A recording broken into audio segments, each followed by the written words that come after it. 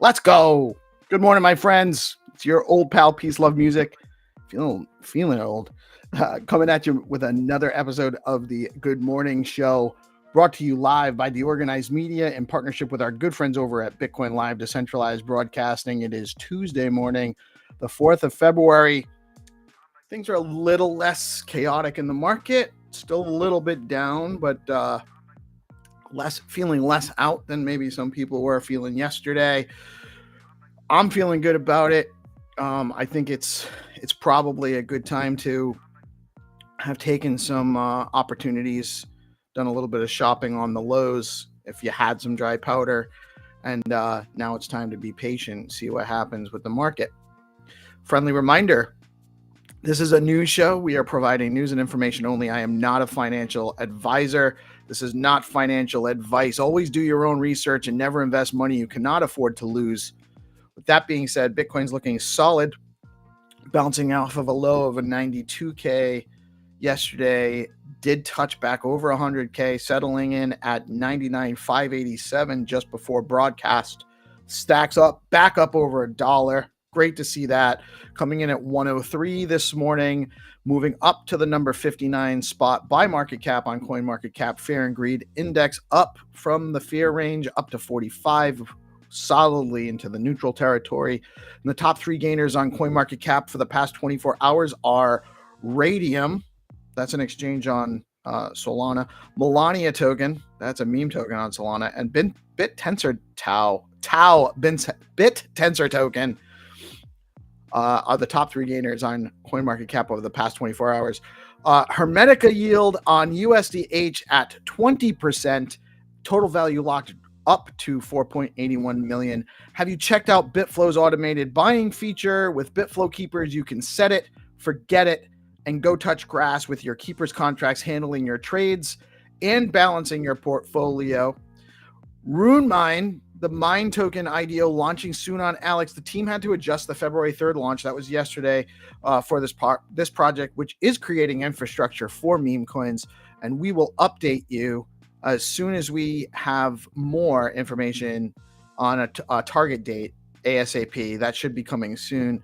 There were just some technical details that they had to sort out before they launched yesterday. Velar perp trading is coming soon. I can almost taste it. We're very close to getting that launched. Hashtag return to ape. Also, don't miss the guide to launching self-deployed liquidity pools on Velar. Zest is offering 7.28% yield on SBTC, and their highest yield today is 23.53% on USDH. Today's rates at Stacking DAO are 7.88% yield on liquid STSTX, or you can receive that yield in native BTC at 7.56%, and now 7.41% on yields with SBTC with their latest STX BTC token. The top three Stacks token performers on Velar the past 24 hours are Stone, Rue, and Nasty token. My friends, when you stack your stacks, you earn yield in Bitcoin. Simple, easy. You hold stacks. You got to have at least 100 stacks. It'll cost you about $100. I think the yield on stacking, I haven't looked at it in a while. I think it's around 8% based on what everyone else is given on different products there. You're an 8% yield on your stacks. It's really low right now, so you should have some upside on equity gain too, not financial advice. And you're helping secure the network. When you stack your stacks and you earn yield, the yield you earn is paid to you directly into your wallet as Bitcoin. It's the best deal in town. Nothing better. You're on Bitcoin, you got Bitcoin finality, and you earn Bitcoin by securing the network and holding the asset for the ecosystem. It's a great paradigm, actually. More people need to take advantage of that, in my non-financial advisor opinion. Sometimes I refer to myself as just a jack-off realtor. which is probably more accurate. What are the top 3 crypto that you'll hodl? I hate that term. What'll you hold regardless of the bear market? Drop them in the live chat. The organized calendar for the day.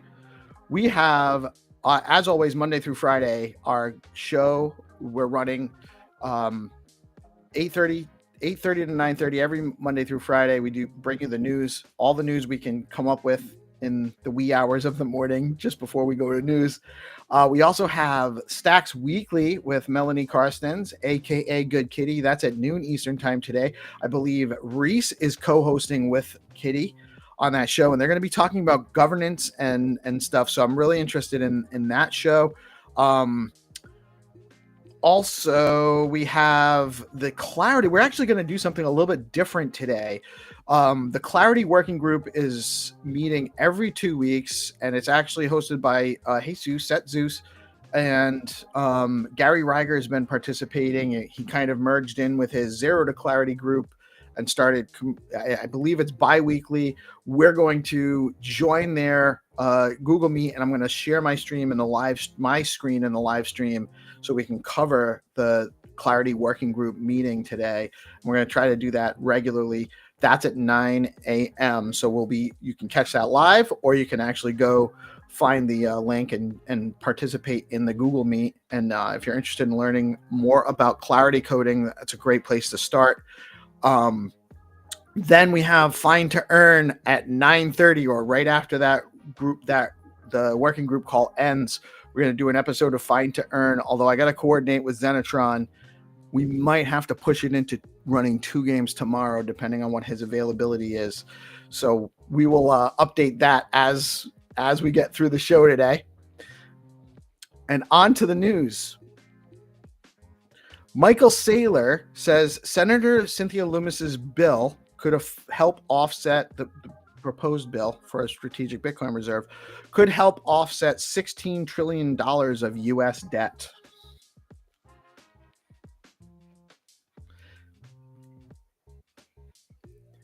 Coinbase urges U.S. regulators to remove barriers for banks to trade custody and outsource crypto services.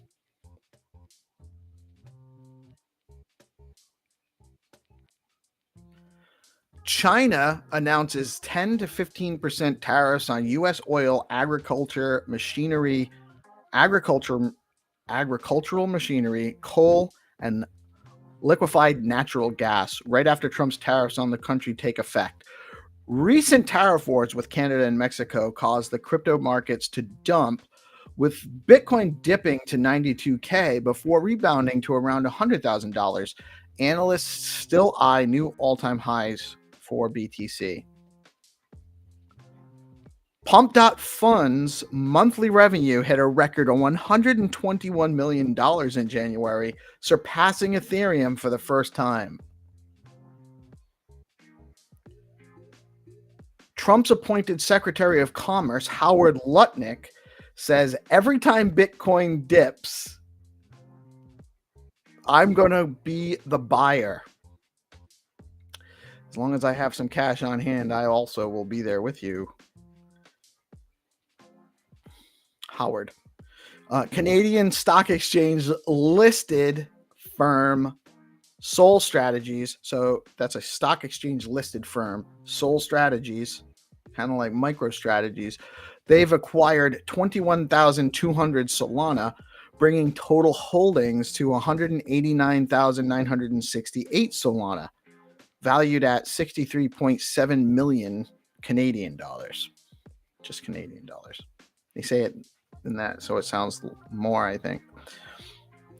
The U.S. Treasury has been sued for allegedly breaking federal laws by giving Elon Musk's Doge enforcers access to sensitive financial and personal information.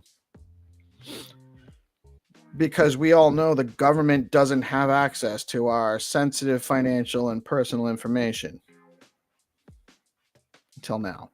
52% of Ethereum validators are in favor of increasing the gas limit, For transactions on the Ethereum blockchain, the community has been debating whether to increase the gas limit, with some saying it would reduce fees, while others were worried it could destabilize the network if raised too high. ETF flows, around 2,400 BTC were sold and 29,150 ETH were bought on February 3rd. BTC ETF saw 234 million in net outflows. Ethereum saw $83.6 million in net inflows as the price crashed. The ETFs were buying. Don't get shook out. I don't care what you hold. Now is not the time to lose faith, my friends. Friendly, non-financial advice. Do you have a .btc name? You can get one now over at bns.one. They've announced a number of platform enhancements for user interface, listing marketplace enhancements, and more. Head on over to bns.one to get your own .btc, .stx, or other BNS digital ID now. It's a great way to show solidarity and more functionality to come on those, I would expect. Have you checked out Zero Authority bounties lately? There is currently a stacking DAO bounty where you can win up to 20 STX BTC. That's the liquid staked stacks product that earns yield in SBTC. You can head over to zeroauthority.xyz, go to bounties, follow the directions to participate for a total prize pool of 100 STX BTC. Now over at Zero Authority. By now, you've all heard about what's going on over at aibtc.dev. They've created a platform where you can create your own team of AI agents to deploy on Web3. They have a wallet. They can make trades on your behalf based on what you tell them to do. And now you can actually prompt an AI DAO into existence through their prompt to DAO handle over on X. So you tweet or post on X at prompt to DAO and tell it what you want the AI to do, to be focused on, and it does it all for you. It creates the DAO with the AI agents to run the DAO, and then it creates a token, launches that token on fact.fun, and the agents work on with the token to achieve whatever parameters and goals you set for the DAO to focus on. It's really interesting. And the token, there's a ton of tokens trading now on the bonding curve in fact.fun. Head over to fact.fun now. There's also a bunch of bonding curve tokens listed over there that the community has made. So check them out too, and support your friends in the community that are putting work in, trying to figure how to innovate. Fine to earn. We're doing every morning on the morning show, so long as Xenitron's available. Starting yesterday, we had a great turnout. Great show again. We love doing it. If you do like playing with the Fine to Earn, let us know in the comments. It seems like it's a really fun time. People are definitely turning out for it, so we're going to keep doing it. But we'd love to hear back any feedback or any ideas of how we should do it, or what you'd like to see implemented in how we do it. It's always welcome. If you're looking to get started as a developer with Stacks, you can head on over to stacks.co, and over at the top right hand side it says get started, and that'll bring you to a page with all of the tools. You can access a bunch of developer tools, a bunch of other tools in the space that are aimed at helping people building on Stacks, learning Clarity coding, and then you can learn the basics, build a full app, and even find ways to get paid to build an app over on stacks.co. And if you are building on Stacks and looking for testers, we have a working group, testers that are here to help poke around when you're in testnet. You need some feedback or some usage, you can absolutely DM me at PeaceLoveMusicG, and we'll get you into that group and get them working on your project. And if you're interested in helping test out projects in the space, DM me and we'll get you into that group as well. It's actually a great way to learn how to do some new stuff in the space. Also, Stacks Sip and Innovation Community Call every Friday at 11 a.m. with Hero Gamer and the Stacks Foundation. Come learn about the latest developments on the Stack chain and give us your input on what you would like to see built on Stacks. That's actually a huge part of it. We're looking to get as much community engagement as possible. So come out, listen, pay attention, learn some stuff about what's being developed, and then grab a mic, come on up and chat with us. We really want as much participation in that process as we can possibly get. Oh, lots of people saying hi. Good morning, Crypt Titty. How are you today? GP back in the wings. I know, my brother. What's up? What's up? Cartel Paula specializes in logo design. It's great to know. Oh, I'm going to bring on our friends. I really am excited to actually talk to GP and Nick, but I want to talk a little bit with GP about the.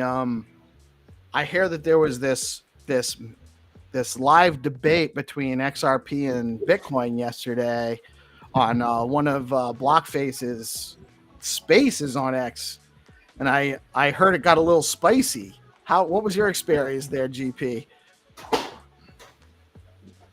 Yeah, man.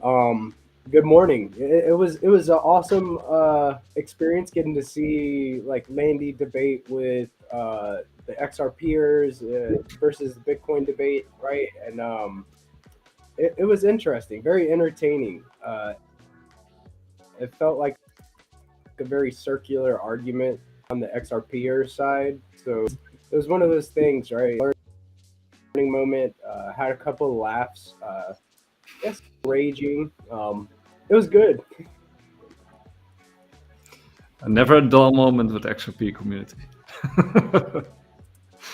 You know, I've actually chatted with those guys. I got into a space with Michael and those guys, and it was just me. I was the only guy that was pro Bitcoin. Michael tends to sit back and moderate, by the way, in those situations. He's not really pro or con, which is fine. Actually usually get a better conversation when you have someone who is in the middle to balance things. But it was I've had some interesting conversations with some of those guys. I don't fault anyone for supporting any project, you know, and I know there are some smart people that I know that are very supportive of what's going on XRP specifically. So there's two groups actually. The Easy A guys, Phil and Dom, are very, very. I mean, they support almost every blockchain network. They love developing and all that stuff, but they're bullish on XRPs, and they definitely are someone who I take their opinion at value. They're super smart dudes, and they're building some really great stuff. But my experience talking with the group that you guys talked with is that those guys generally are very insecure about the existence of Bitcoin at all. And that suggests to me that they're not so secure that what they have is all that as measured against Bitcoin. Actually, my brother is a huge XRP fan. Has a large bag. He's a smart guy. Very, very happy. So, you know, if you're just in it for financial gains, I think XRP will do pretty well. Probably not, as well as Jack Binswitch with $100 million gazillion dollars. We do have XRP on Stacks. That's actually what. So that was what I told those guys.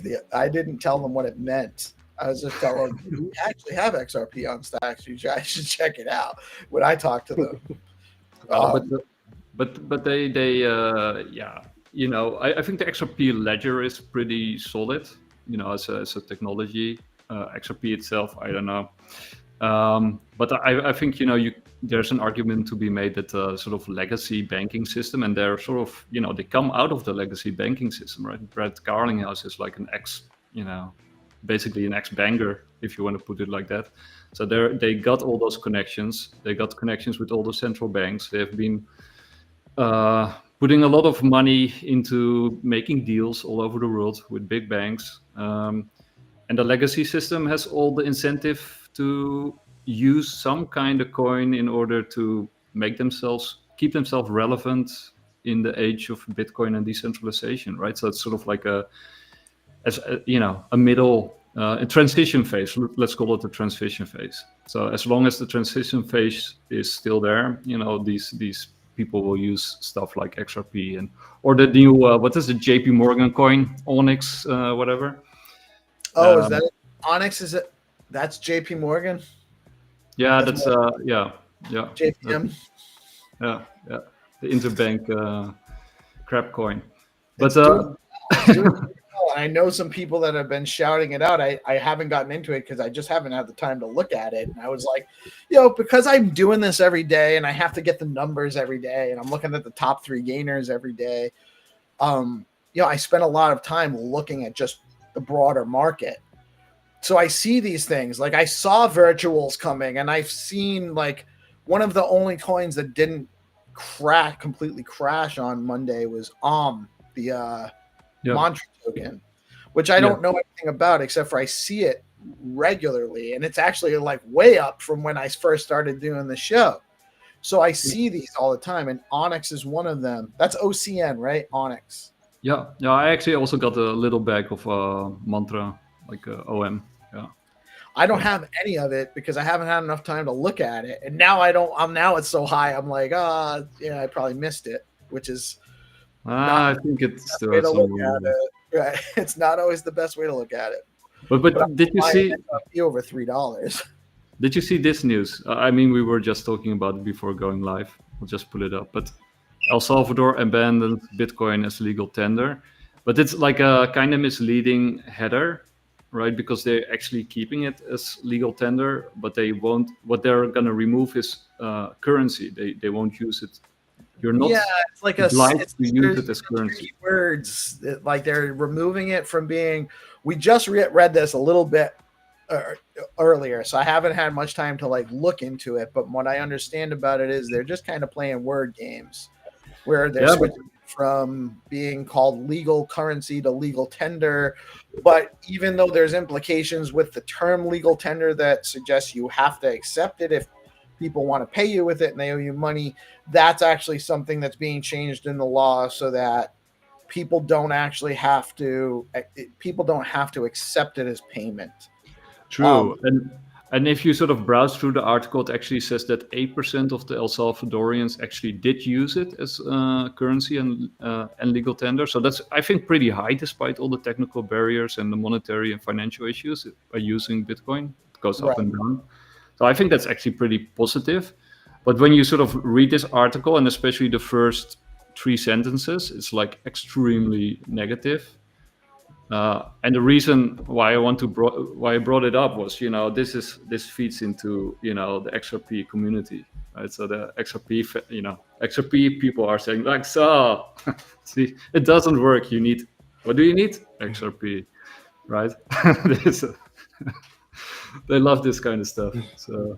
So I can't believe it's already.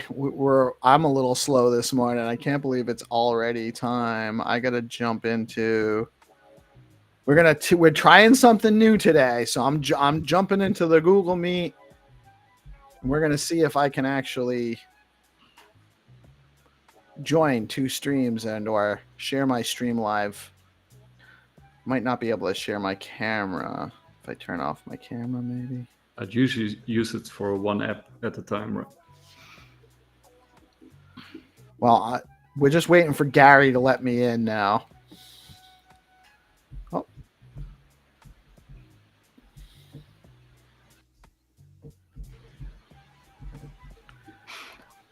But I think it would go a little bit far to call El Salvador a failed experiment. I mean, for God's sake, they're mining Bitcoin with their volcano, right? What more do you want? Right? Yeah, I know. It's right. That's great anyway. United States has pledged to assist El Salvador in developing nuclear energy too. Awesome. That's a headline. This seems to be working. Yesterday. Yeah. Hey, good morning, guys. Good morning. Hey, good morning. Good morning. Just so you know, we are live streaming. I'm sharing my stream, and it looks like it's working on 2 different apps at the same time. So this is cool stuff. We're cutting edge this morning. That's awesome. So we're live now. Love to hear it. We are live. How are you guys today? Very good. Very good. I think we're just waiting for a few folks and we'll get started. Yep. Excellent. Excellent. I'm going to leave my mic off so we can talk about you in the live stream. Perfect.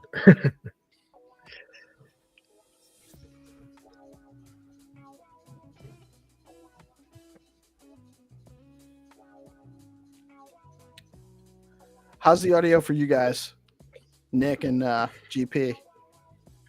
Good. Excellent. Excellent. This is cool. Very good. That's working. It's pretty Yeah. cool. Well, I know you can get. So I know on Restream we can get. There he is. I know on Restream we can get the like the stream key. I'm not sure if we can do it from Google Meets. I know we can get it from Zoom Meet. All right, look at everyone. One more minute, and we'll start at 9:03. What's going on? What's going on? This is going to be really interesting. I've participated in some of these meetings before, and it's really just kind of a round table. Damn, Hugo said These guys, no. These guys talk about, they're talking shop about what's going on in Clarity, and I think it's really a good opportunity for our audience to get exposure to this. Good morning, nobody famous. Yeah, There it is. absolutely. I have a new laptop since last time, so I needed to So just to explain, enable it's screen late. sharing. Nobody, we got. It's my only Google Meet meeting. I'm actually streaming the All right, I remember Clarity last time we had working some group trouble. meeting Yeah. live. They're gonna start their meeting shortly. And we're gonna kind of just see what's going on. Okay, Clarity. I'm gonna go ahead and kick off. Before I do though, I am curious about how many weeks have we been doing this for? When did this start? Okay, October 19, 2023. Wow. So we've been having Clarity Working Group meetings since October 19, 2023. At one point it was weekly, now it's bi-weekly, but it's pretty well how time flies like that. So I'm going to go ahead and screen share today's presentation for you guys. February 4th. We're going to have 4 items on the schedule. 2 of them are really, really quick. We're bringing back a guest speaker, and actually Hugo reached out at the perfect time to me and let me know he actually has something from Clarinet that he wants to demo and ask for feedback on. And then, of course, Gary's going to take over for the majority of this session, which is obviously the Zero to Clarity course.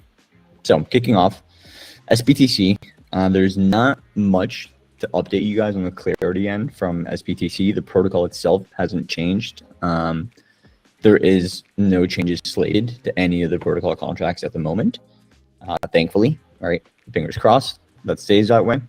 And it seems like withdrawals are still scheduled for Q1.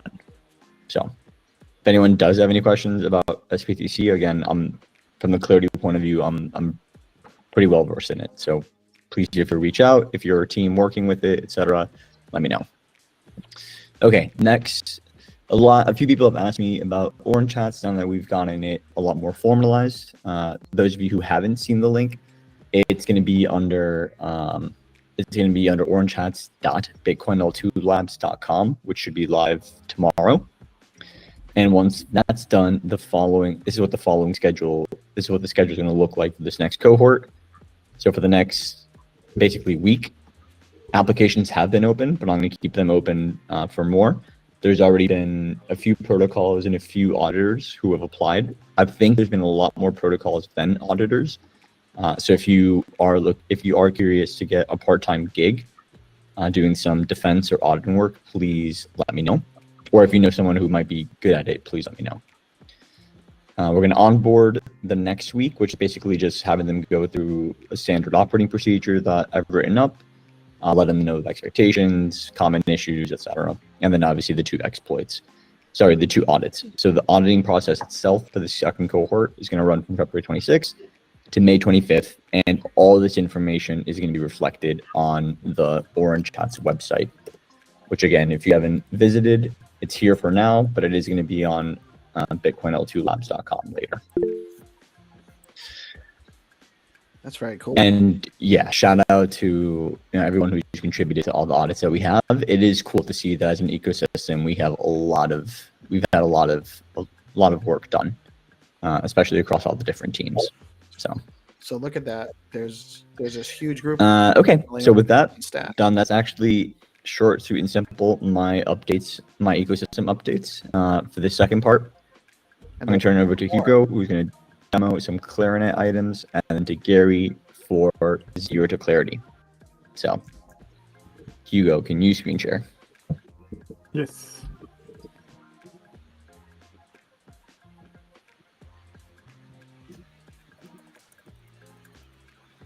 All right. Can you see my screen? We Yeah, can. this is dope with the devs working. Yeah, thanks for having me last minute. They- Jesus. Sorry for not. Sorry, Hugo, can you just zoom it in a bit? Yeah, you can Yeah. zoom in. There we go.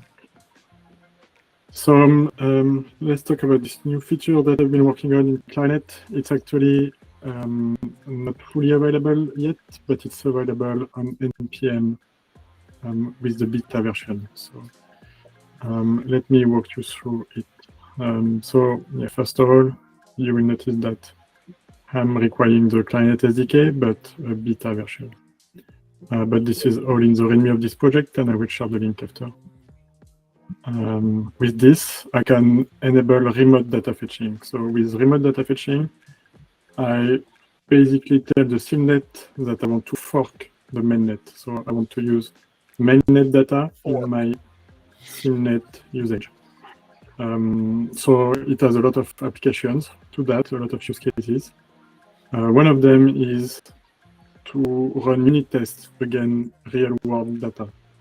So it's especially complicated when we want to test contracts that are built on top of complex DeFi protocols, for example, such as Peace or SBTC or Alex or whatever. Like, as soon as you get a lot of data, it gets complicated to get the signatures, the fixtures, and everything set up correctly. So it's usually easier to work with mainnet data directly. So once I have it, so I just say that I want to enable remote data and I want to fork mainnet. I could use testnet data by changing the URL, but let's stick to mainnet for now. And I say, okay, I want to fork mainnet from this height. It allows me to have consistent data so that it's predictable in the unit tests. I have a very simple contract that basically does some contract call to Peace or SBTC. Sorry, it's maybe a bit too big, but it should work. So if I run npm test, we won't see much. We just see that it's a bit slower than it usually is. That's because we are fetching a bit of data, and we are not fetching that much data actually, but it's happening like we are fetching all of the data points one by one, so it's a bit slow, but it does work. So here, if I show you the unit test, I basically can check that the price of SBTC according to Peace is, so here I call Peace storage. I pass in the hash that correspond to the BTC USD pair, and I can check that the value is this price. So what really makes it great here is that I don't have to set up any fixtures or to Good morning, Mike. Populate CNET with any data. I can just use can't hear you on this the like the net stream. address of a contract and Watch call on the it. stream can I hear will get but, the us in the class. data from that. You have any idea what's going on? It's only available in the SDK right now, not but it quite will be sure in what CLI his- as well. So Something about I have it forking locally, but it's not published yet. mainnet, It's very but I'm not. I Mainnet don't quite console. understand. the first thing we're talking about is that they're actually looking. I can really do it interesting. as well. The Maybe orange hats are looking for people that are looking for jobs auditing on contracts. So it's looking for get SBTC total USD value. Clarity auditing. It will call this contract. You reach out to and here I'm calling my contract that calls another contract, but I could also just call directly the SBTC or Peace contract. So here I'm calling both of them actually. You can hear me. And another cool thing that I can demo is that it's available also in the playground. So if you want to try it very easily, stream, so you can go to play.ero.so. Sorry, I will show the URL in the chat. But so they can't hear us. I'll make this bigger. But our live. But if you go to this URL with remote data equal true, it will basically enable this feature in the playground. So I have the same contract here.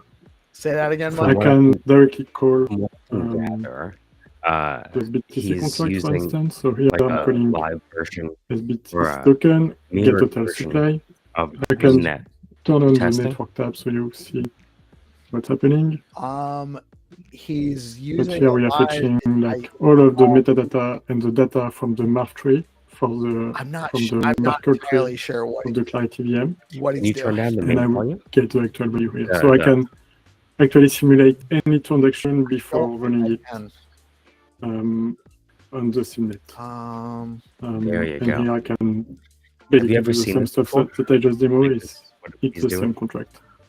I've participated So I in will stop Gary's, sharing now. I'll share some of the URLs which is so I know in the chat. that's just your But yeah, as I said, the applications or are whatever.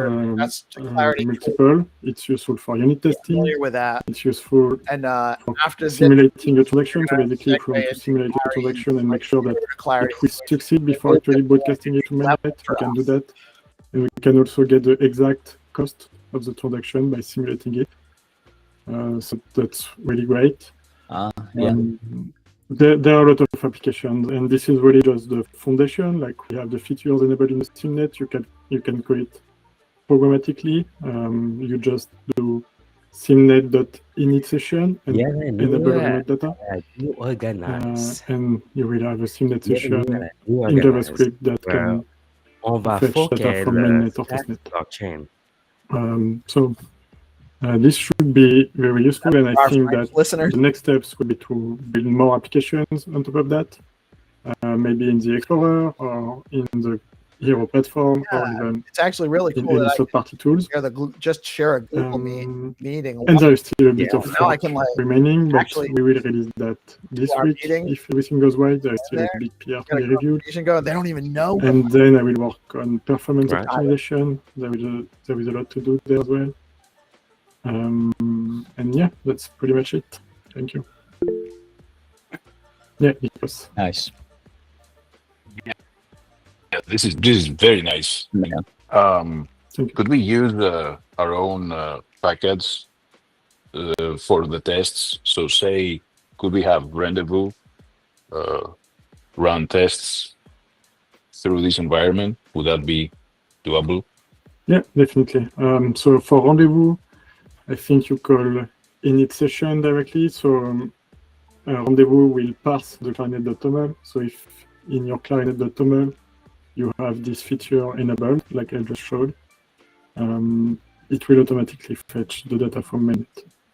And it kind of, so as long as it doesn't know the stack's address, and especially in the context of SIPnet, if it starts with SP and not ST, for example, but it's not actually how it's implemented. But basically, when the SIMnet doesn't have a data, it will try to fetch it from the URL you set in the settings. So by default, from mainnet. Exciting. It's actually pretty easy to use. It doesn't change much from the user perspective. This is actually except if you had, a like I know that the very Peace spicy. repository that is now maintained by Trust Machine. Devs saying I know it's exciting. really complicated to unit test because this is very upbeat for them. the way Peace works is that you have In case you guys didn't know. to sign a data structure with like 13 or 15 signatures just to populate the data. So it's really annoying to do, and it's slow. Here it's actually faster to directly fetch the data from a specific height, and you will always get the same values. And then you can even use add block in your test and fetch data from any block before the one you forked. So it really gives access to a lot of data from the CNET. Awesome. Thank you. Thank you, Hugo. Thanks for listening. Yeah, did you have links to share or no? Yeah. I mean, And Bowtie has a question. From what I remember, the Clarinet OML allows you to use both testnet and mainnet addresses for the requirements, right? So how is that handled for the moment? So up to this point, from my understanding is that it gets only the source code of the contract in place, and it resolves the requirements. But right now, if you enable this feature, you'll be able to use only mainnet code or not? No, you can use both. So you can specify the network address that you want to use, so mainnet or testnet. Actually, the two features are distinct for now. So if your requirements are not exactly describing the contract you are actually using, like Clarinet check will fail, but it doesn't mean that you won't be able to actually start a session. But ideally, you want to make sure that your requirements are well set. But in the future, I want to actually get rid of requirements, because we know, like whenever you call a contract, Chips, in can I your ask some questions? contract, we know that this make is a this requirement, so we could directly fetch it without you having to manually add it to the Clarinet.toml. But yeah, for now, I recommend to always use mainnet, both for requirement and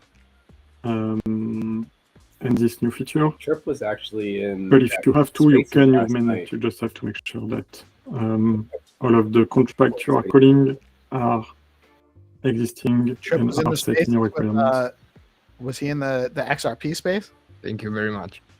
Fantastic. Yeah, Thanks. Yeah, it was. It was It was very good times. entertaining. Awesome. Gary, do you want to take it over? Sure thing. Yeah, that was pretty awesome. We'll sure save Never me a seen lot a of more excited group of people mistakes before. and time. So, all right. So, welcome everybody to Zero to Clarity. Just a quick reminder: this is a program that got started from DeOrganized, D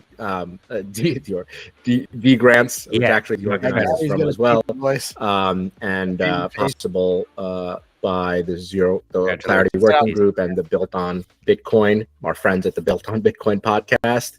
So just want to thank you. And today we're going to be talking about native asset functions. So this call in a way is kind of backwards, because we go through some more in-depth concepts, and then we kind of pare it back and go into some of the more basic concepts. And so anyone that is more newer to Clarity, learning about it for the first time, I think this will be really important to understand. So feel free to reach out, ask questions, review the material, and we also have a DM group on X that we kind of have for these types of things. So we're going to talk about native asset functions. Super interesting. Essentially the way I kind of think about them is, you have the term here, primitive building blocks, and that's a really good way. So I kind of think about it as, if anyone's into Legos, you've got the little blocks, but then you've got the little man who's like pre-built, right? Or the woman or whatever. Or like you've got the blocks and you've got the car with the wheels. So some things are just a little bit more fine-tuned, pre-built by Lego to make your experience easier. And so in some ways, that's what these primitive building blocks do.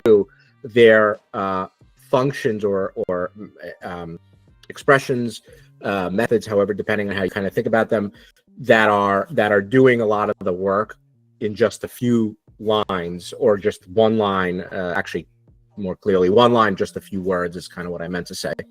So let's think about the native asset functions or look at the native asset functions available specifically for an NFT contract, right? So if you're developing an NFT contract, there's a few things that you're going to want to know. And we'll get into some of the other things like the SIP, the traits and the compatibility requirements with like the SIP9 and all that stuff. That's later. For now, just want to go over some of these native asset functions that you're going to use when developing NFT contracts. Some of these might be familiar. You're going to see some terms here and that probably look familiar to you. And that's, on purpose because we get these terms from these functions. And so let's start with the fundamental one when creating an NFT. What you're going to find is that every NFT contract, unless it's not an NFT contract, so it's a good thing to know, will have something called the defined non-fungible token expression, right? So what does that look like? Well, what is it and what does it look like? So let's just get into it. The defined non-fungible token native asset function is used to define a new non-fungible token contract, right? So it's almost like I like to think about it as like let there be light, or let there be NFTs. It's one of those sort of statements where it declares the existence of an NFT at the top of the contract. Once you have that and you set that up, you can then reference that NFT later in the contract, give it certain properties, etc. So let's start with how we would define that more clearly. The specific function and the way it sort of looks is like this, and it's gonna look complicated for newbies at first, but we're gonna break it down for all of you. So you start with the defined non-fungible token, right, as the beginning. You then have the asset name, which is essentially what you want to name your NFT, and then the asset identifier type. Now, for people who are familiar with engineering, have done this type of stuff in the past, you may feel okay with some of these terms. Some of us may not. So I'm actually going to break it down even further. That's kind of the goal of Zero to Clarity, right? Is to make the process of learning clarity as easy as possible. So I want to be able to do this for, somebody that's in, call it 5th grade or whatever. So we go down even more and we break down each one of these and playing around with the idea of the Built on Bitcoin podcast, one of our sponsors. We're just going to mess around and do that here.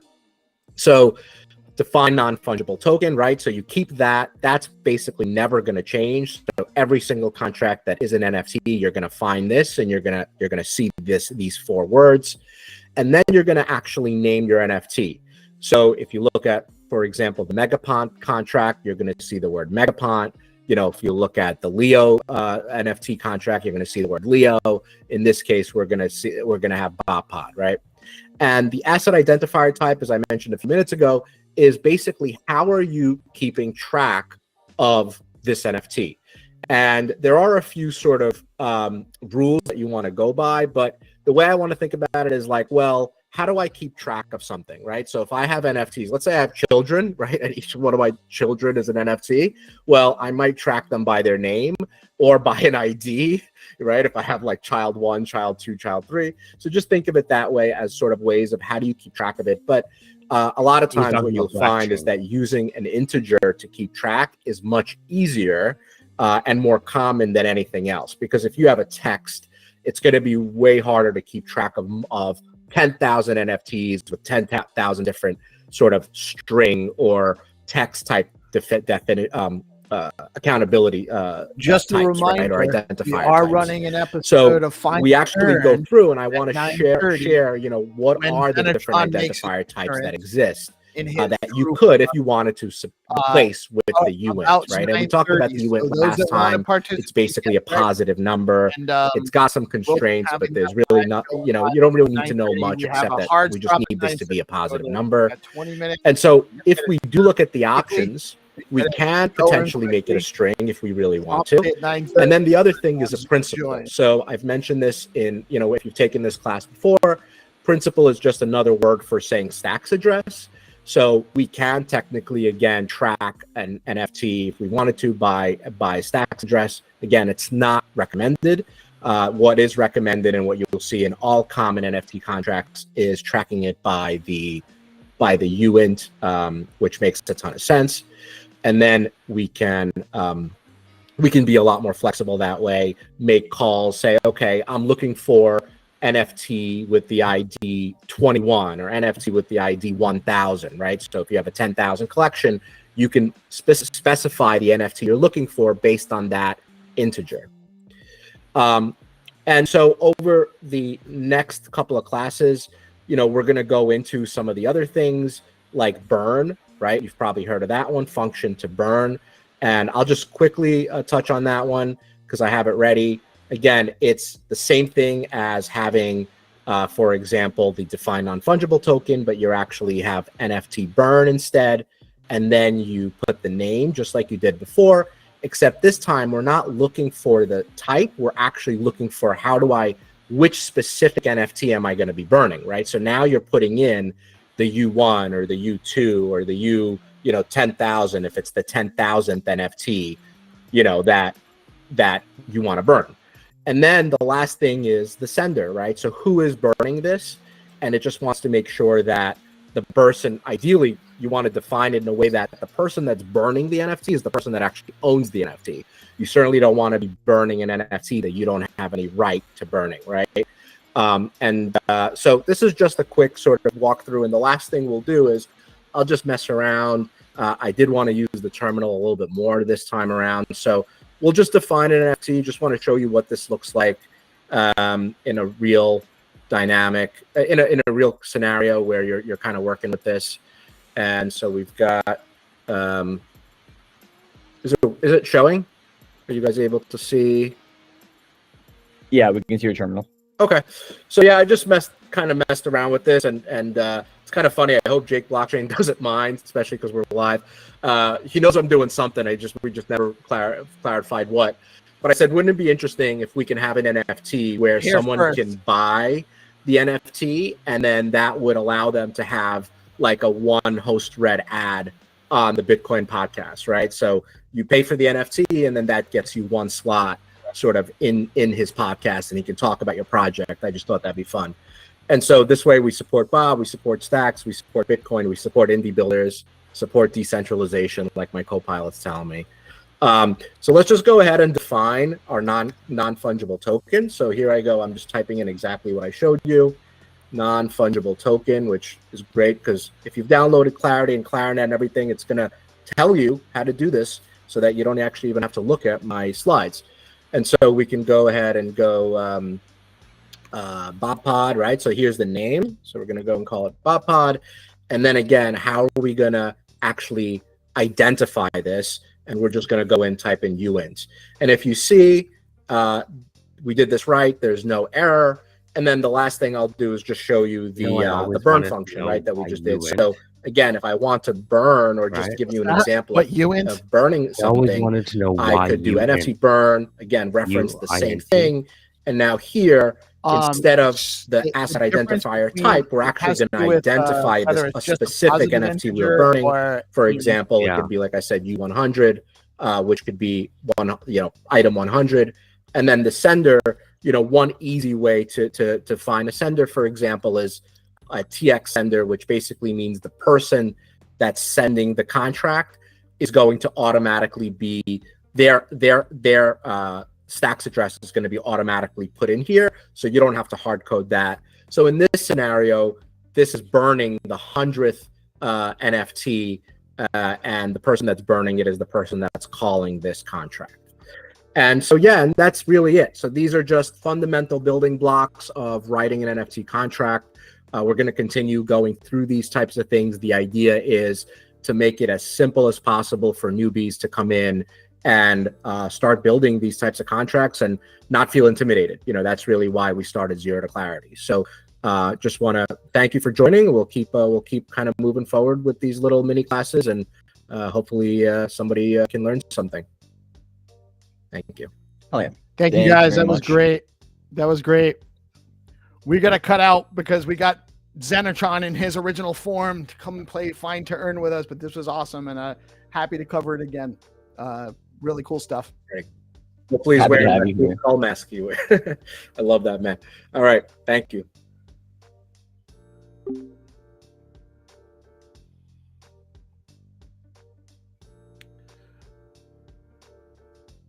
Oh, that was definitely interesting. It was a different format than what we normally do.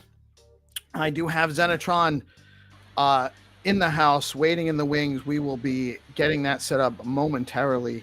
And for those that of you have been waiting, it's time to enter the game room.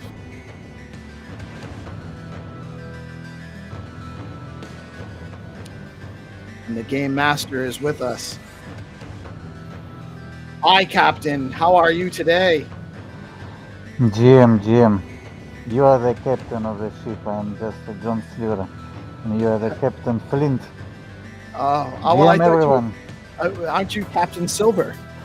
No, there was like Captain Flint. John Silver is just a cook. I am cooking the games. All right, you're the cook. I'm the captain. Yeah, So we'll, but I exactly. thank you for making it on today. I know you have a tight schedule, but we're really excited to play this. Again, this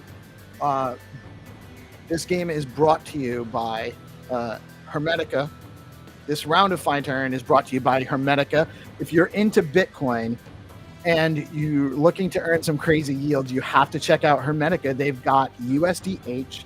It's a Bitcoin-backed stablecoin, dollar stablecoin. That's not just stable, but earns up to 25% yield. Today's yield is 20% this morning.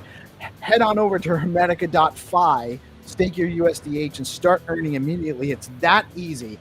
Go check it out now at hermetica.fi. And I want to know, so Hermetica is asking, and you guys actually should all head over to the Discord anyway, but they want that the 10, so these games today are for $10 worth of USDH or 10 USDH tokens on stacks, and they are distributed by Hermetica. So in order to claim your prize, you have to head over to the Hermetica Discord and join their Discord to claim and put in a ticket to receive your prize once we confirm the winner. So we'll confirm the winner. We'll talk to you in DMs. You got to DM us on X. And eventually, we will start incorporating that you have to share out the stream in order to win as well. But we're not going to put that as a requirement today. So we have the game is ready, correct? I think you already sent me the image. I'm going to get that up on my screen. Yeah, our ship is going to Faroe Islands. The Faroe Islands. Are you ready? That's a strategic location. Strategic, yeah. All right. So I just got to share the image. GP, are you going to share your screen and play?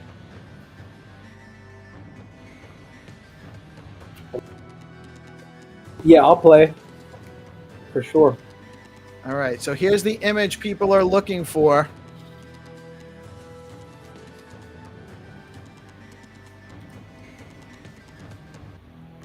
I'm just getting the stream up so I can share it to make sure everyone has access to it, to all the stuff here.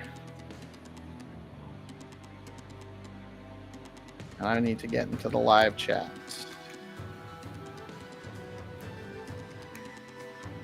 Why don't I have... Oh, I'm not in the stream, that's why.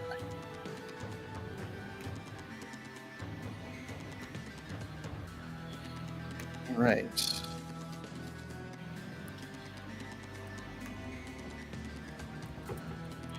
So if you guys are tuned in and you're ready to play, let us know in the comments. And I'm about to drop the coordinates and the link.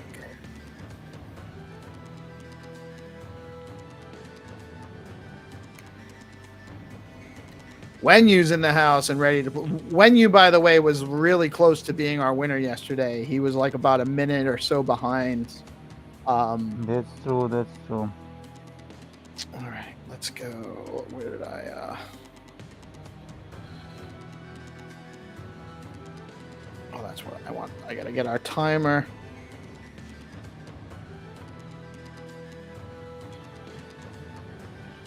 You guys have 10 minutes, and I'm sharing the coordinates now.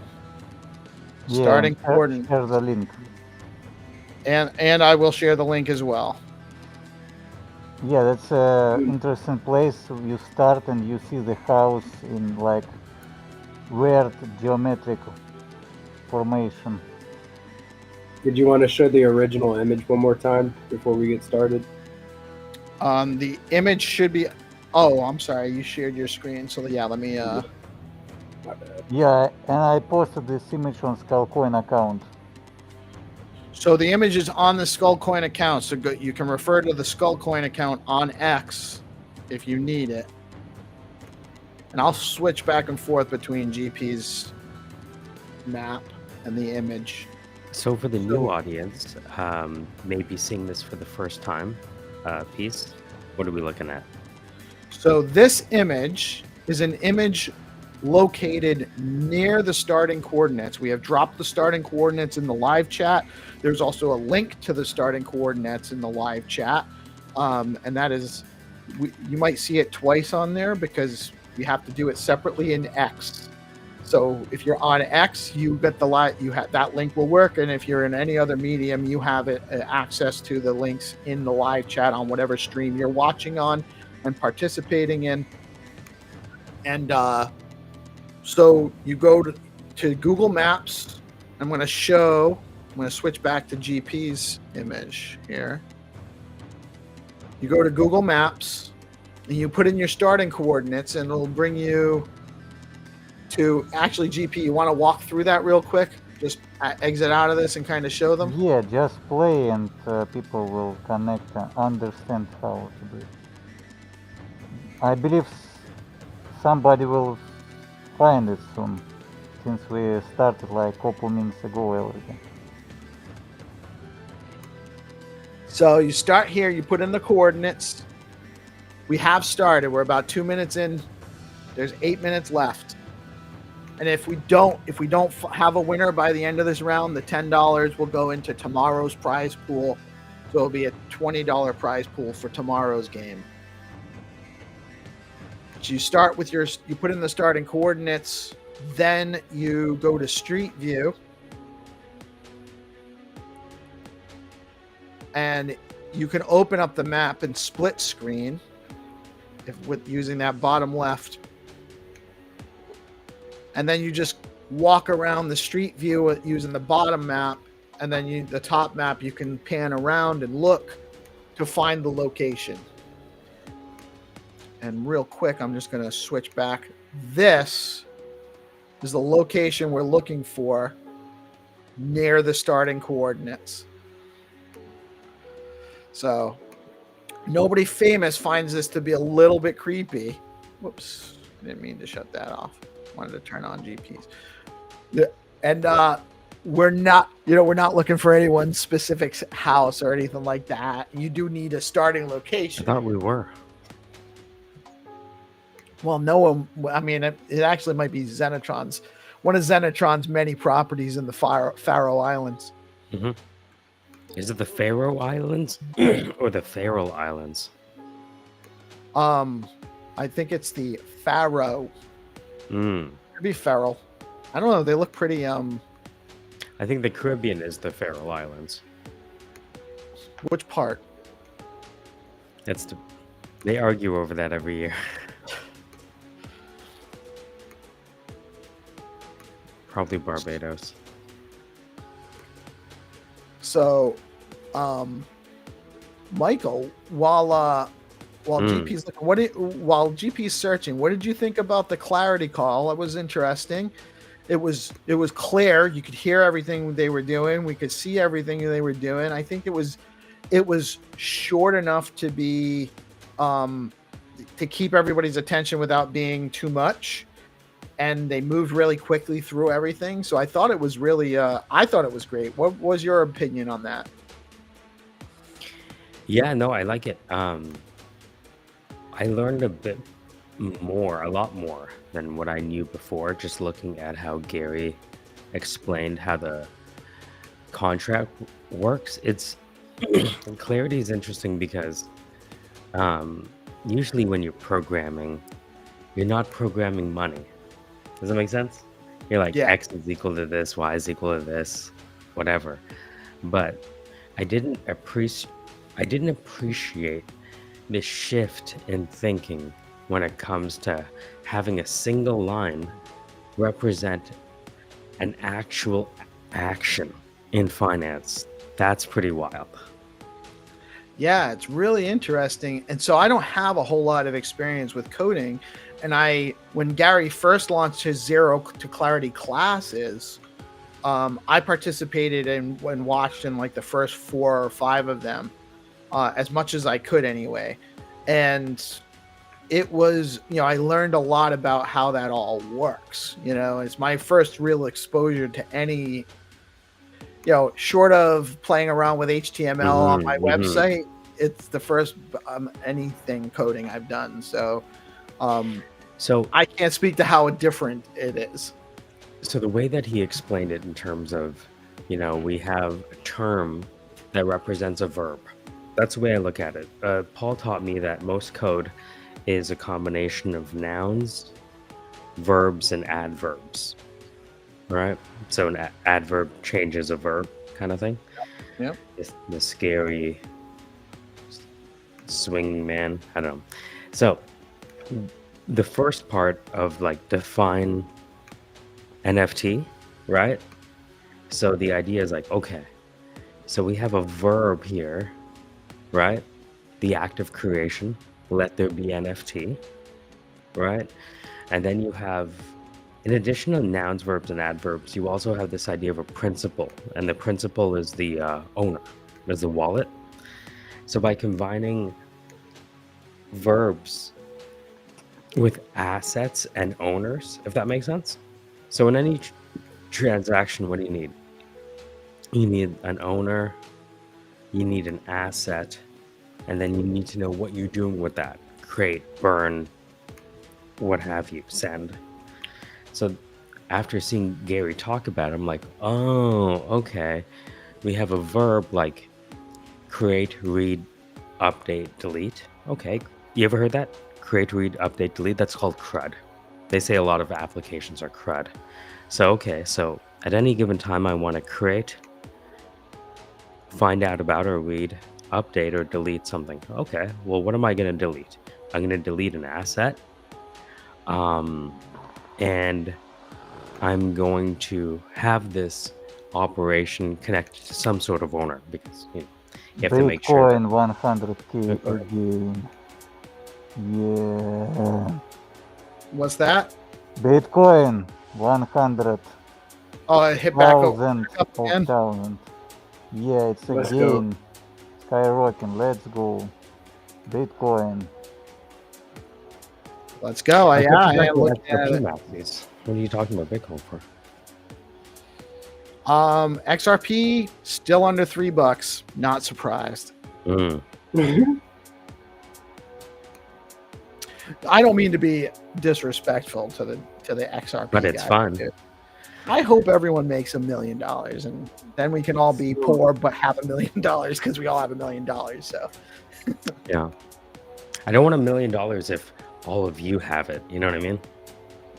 Well, how many dollars do you want if we all have $1 million?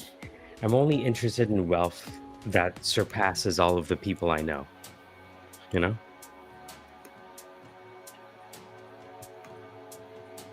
So no, I just want to say nobody famous is pretty sure she found the spot watching GP and he missed it. And now she's saying she's just too detail oriented and finding things comes easy. So she could clean up. Actually, she should definitely come tune in at 10 a.m. on Thursday. 5 episodes. About Triple C. She said she was able to find the location. Yes, that's Triple C is nobody famous, and I forget what the C's stand for, and I should know because it's a care package. I think it's the Chinese Communist Coalition, right? No, it's different. Oh no, my mistake. Yeah, it's definitely not that. You never know. I don't know what she supports politically. I'm not even concerned about that. Not that there's anything wrong with supporting the CCP. Yeah. Well, I mean, if you don't mind fascism. Well, at least it's with good food. You know, maybe fascism. Are they mutually inclusive? Here. So strange buildings here on this island. All right. I actually have a. I can. We're down to 10 seconds. Yeah, Nobody's found it yet. Captain Flint, it's up to you. We can like make jackpot. Nobody finds the straight amazing. week, and we have like $100 per game. That'd be awesome. I'm gonna give them another 2 minutes Okay. if you're good with that, and then we'll at 2 minutes. But you guys have 2 minutes, and after 2 minutes, Let's the go. prize goes into tomorrow's pool. Again, So this is brought to us by Hermetica, and if you guys haven't used Hermetica, it's really an awesome way to. Peace, how does Hermetica work if I'm a noob? So Hermetica is a dollar stablecoin that is backed by Bitcoin. They hold Bitcoin and then a short futures hedge on Bitcoin to balance the assets, and then they use that to back a stablecoin that's denominated in US dollar. It holds its dollar 100%. It doesn't fluctuate on price at all. The only thing that will fluctuate is the yield you earn on those dollars when you stake them at Hermetica. And that's right.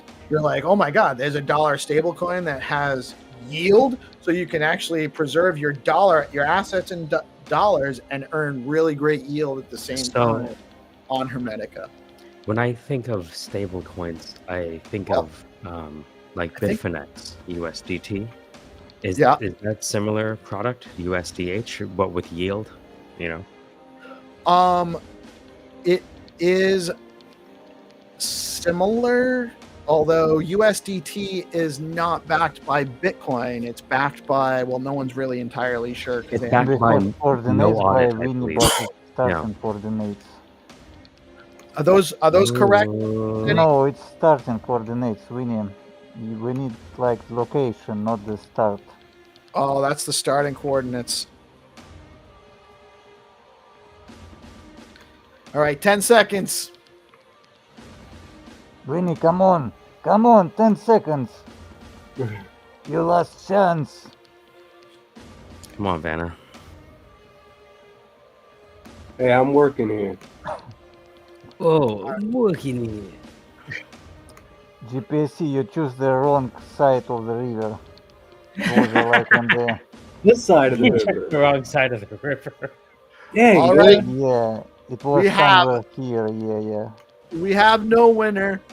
We're gonna bring this back to tomorrow, and tomorrow you guys will have a Tomorrow chance to never earn 20 USDH. So the prize is doubled. Yeah, you can drop the answer to the chat, and Yep. there will be 20 bucks. So here's the correct coordinates. It wasn't that far. I'm gonna drop it in the live chat. Here's the correct coordinates. Oh, Yeah, Winnie, we feel it, but unfortunately, rules are the rules. Can you drop that in the private chat Yeah, we dropped. so I can grab it? There we go.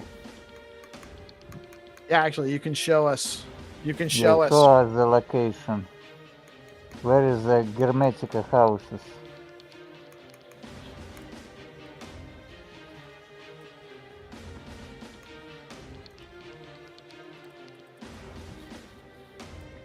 So tomorrow's prize is now doubled. Double prize. wow. Jackpot.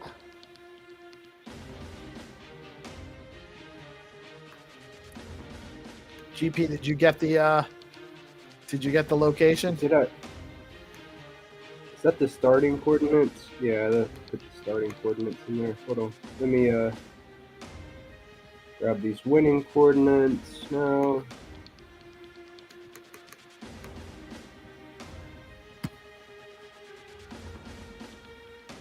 Are those the same coordinates in the live chat?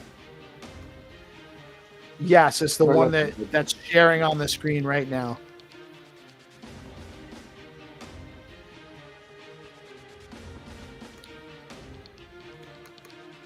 .6 longitude. I can't. Why is it not?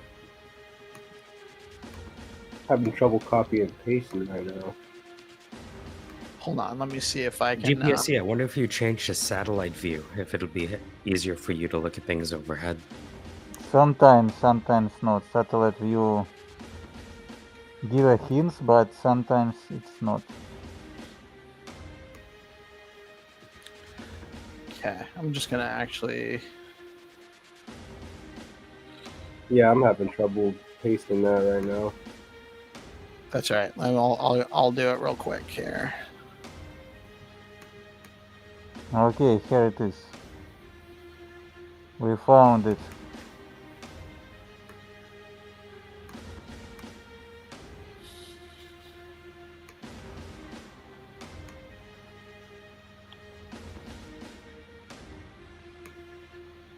Oh, is that it right there? That's it. Yeah. So there it is. You guys all have it. It's a little bit tricky, and it's hard to find. Michael, let's play next time, Michael. If Yes, you play yes.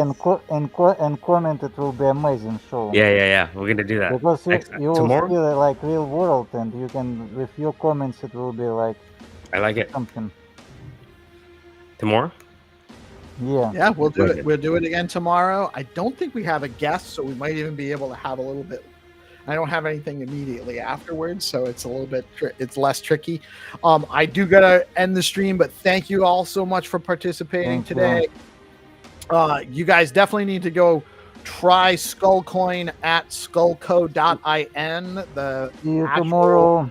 game. See you tomorrow. And we'll see you tomorrow. Thank you, Michael. Thank you, GP. Thank you, Bye-bye. everyone, for tuning in. Much love to Gary and the Clarity Working Group guys for letting us stream.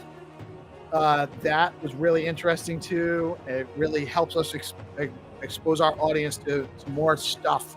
I am PeaceLoveMusic. We are DeOrganized Media, coming at you live on BitcoinLive, Decentralized, broadcasting every day, bringing you the latest news and information about stacks and the broader Bitcoin and crypto ecosystems.